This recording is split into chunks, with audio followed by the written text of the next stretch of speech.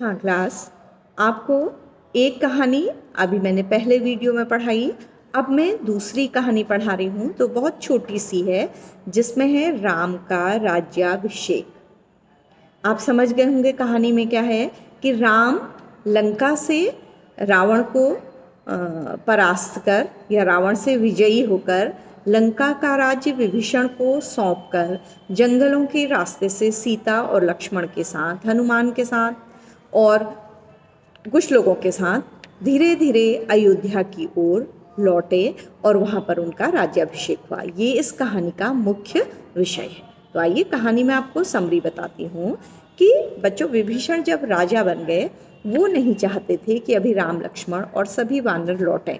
वो चाहते थे कि थोड़े दिन वो उनका आदर सत्कार करें और वो लंका में रुकें।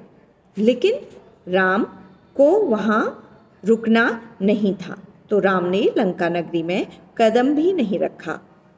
सब लोग गए, हनुमान गए, अंगद गए, वानर गए, लक्ष्मण गए, लेकिन राम को वनवास था, तो वो अपने पिता की आज्ञा मानकर, माता की आज्ञा मानकर उन्होंने नगर में कदम भी नहीं रखा।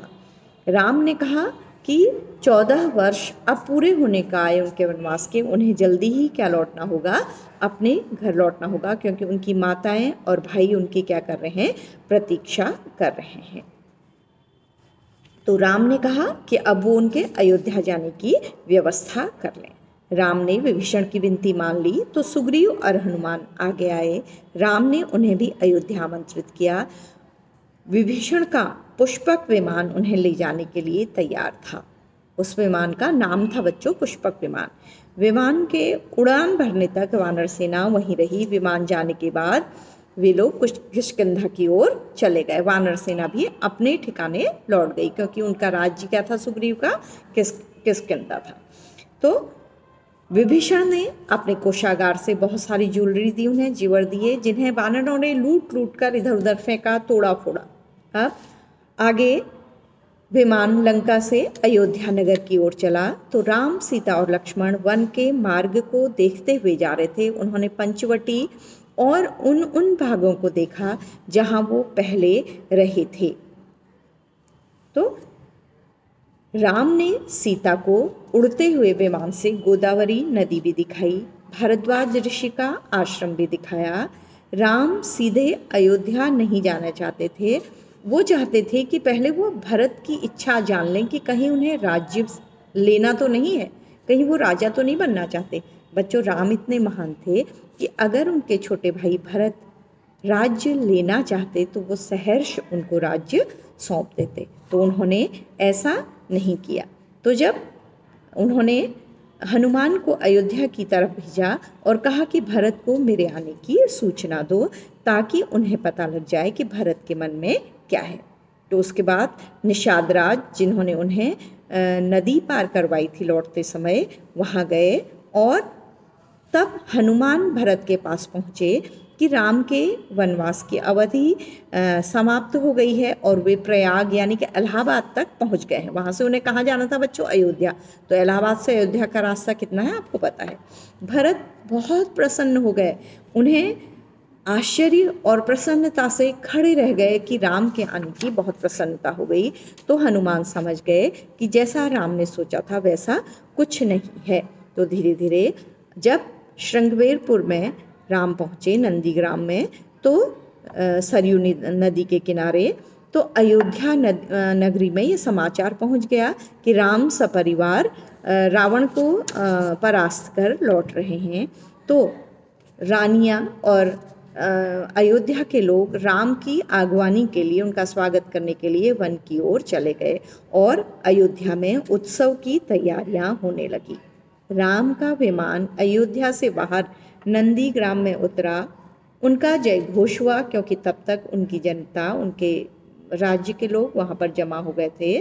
और भरत राम की खड़ाऊँ उठा लाए और उन्होंने वो खड़ाऊँ राम को पहना दी। बच्चों, जिस पर आपको याद होगा कि राजगद्दी में जिन खड़ाऊँ को रखकर वो क्या करते थे, राज्य करते थे। सब खुशी से रो रहे थे और नंदीग्राम में ही, अयोध्या के बाहर ही राम, लक्ष्मण, सीता को राजसी वस्त्र पहनाए गए। आपको पता है कि वो मुनियों के वस्त्र पहनकर वन गए थे और और राम ने जो पुष्पक विमान से वो आए थे वो देवता कुबेर का था बच्चों, जिसे रावण ने छीन लिया था, तो उन्हें वो भी लौटा दिया। और पूरी अयोध्या नगरी जब तक राम ने प्रवेश किया चारों तरफ सज गई थी, चारों तरफ दिए जले थे। बच्चों जानते हैं जो दीपावली मनाई जाती है, कहा जाता है कि इसी दिन की याद में मनाई जाती है कि राम जब अयोध्या लौटे तो लोगों ने दिए जलाकर उनका स्वागत किया। तब से ये परंपरा हो गई कि अमावस्या को दीपक जलाकर दिवाली नामक त्यौहार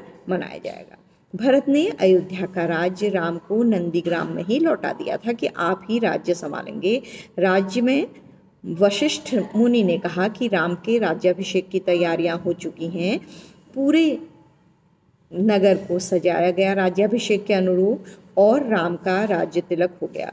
राम सीता के साथ सिंहासन पर बैठे और लक्ष्मण, भरत और शत्रुघ्न उनके साथ खड़े थे। माताओं ने आरती उतारी, सुंदर सुंदर गीत गाए गए, प्रजाजन खुशी से नृत्य कर रहे थे, संगीत गा रहे थे और सीता ने अपने गले से एक हार उतारी और उन्हें लगा कि वो किसको दें। राम ने कहा जिस पर तुम सबसे अधिक प्रसन्न हो उसे दे दो, तो सीता ने वह हार हनुमान को दे दिया। कहा जाता है बच्चों, यहाँ पर भी एक चीज़ लिखी नहीं गई है, एक बात कहा जाता है कि वो मोती की माला थी जिसे सीता ने हनुमान को दिया।